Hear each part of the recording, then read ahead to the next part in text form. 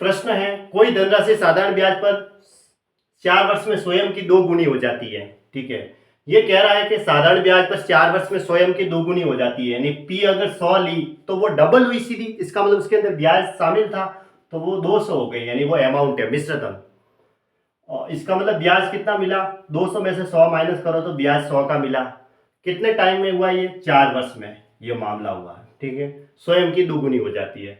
अब यहाँ पे देखो क्या क्या है, पी है, एसआई भी दे रखा है और टाइम भी दे रखा है। अब आर नहीं है, फिर इसने कहा आर मतलब दर, उसी ब्याज दर पर वह कितने समय में 7 गुनी हो जाएगी। अब ब्याज दर वही रखनी है, यानी यहाँ से हमें ब्याज दर मालूम कर सकते हैं कितनी होगी। ब्याज दर एसआई गुणा 100 होता है तो 100 गुणा 100। आर निकालना है तो नीचे पीटी आएगा, पी है 100 और टाइम है 4, 100 से 100 कटा तो आर कितना आया 25%। फिर ये कह रहा है उसी ब्याज दर पर, यानी दर तो हमें वही रखनी है 25%।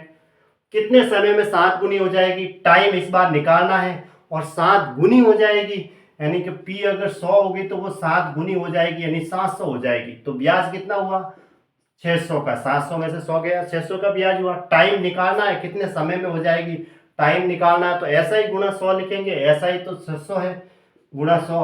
अब टाइम निकालना है तो नीचे पीटी आएगा, पी पी आर आएगा। टाइम निकालना है तो नीचे पी आर आएगा, क्योंकि टी तो निकालना है तो बच्चे पी आर।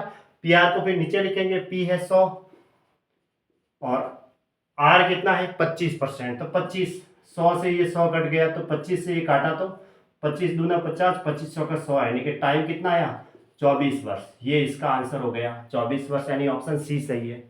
एक तो ये तरीका, दूसरा है और भी बहुत सारे तरीके हैं करना चाहो तो।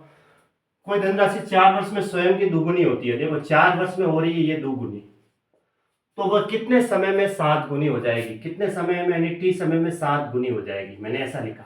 ठीक है, अब टाइम निकालना है तो जहां गुनी लिखा हुआ है साधारण ब्याज में वहां एक कम कर देना है। अब ये निकालना है तो इसको ऊपर रखना है, इसके सामने वाले को 7 में से 1 कम करो बटा, अब 2 में से 1 कम करो ऐसे, और गुणा में क्या दे रखा है, इससे 4 वर्ष दे रखा है तो 4 से गुणा करता हूं तो 6/1 गुणा 4 बराबर 24 वर्ष मिला मुझे।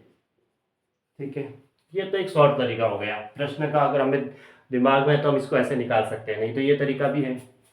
एक निश्चित धनराशि का एक निश्चित अवधि के लिए 12% वार्षिक साधारण ब्याज पर निवेश किया जाता है यदि अवधि के अंत में धनराशि मूलधन की 4 गुना हो जाती है, यानी धनराशि जो है मूलधन की 4 गुना हो जाती है तो ज्यादा पैसा होता है वो मिश्र धन होता है, यानी कि ये 400 हो गया। अगर पी मैंने 100 लिया तो ये 400 हो गया ऐसे। तो निवेश की अवधि क्या, अवधि मतलब टाइम निकालना है। तो देखो इन दोनों में से ब्याज तो हमें मिल गया, ऐसा ही बराबर 400 में से 100 गया तो 300 का हमें ब्याज मिला। अब मैं टाइम निकालना चाहूँ तो ऊपर तो ऐसा ही गुना 100 लिखूंगा तो 300 गुणा 100। अब टाइम निकालना है तो बचे पी आर को नीचे लिख दो, पी है 100, आर हमें दे रखा है, कितना दे रखा है 12%। 100 से 100 कट गया ये, ठीक है 12 का भाग दे दो डायरेक्ट, 12 दूना 24, 12 × 60 यानी कि टाइम 25 वर्ष आया। तो 25 वर्ष कौन सा ऑप्शन सही बैठा, फिर ऑप्शन सी सही है। अगर ये इस तरीके से करते तो जैसे, हाँ 12% की दर दे रखी है, ठीक है, ये अवधि के अंत में धनराशि मूलधन की 4 गुना हो जाती है, कितनी हो रही है 4 गुनी हो रही है।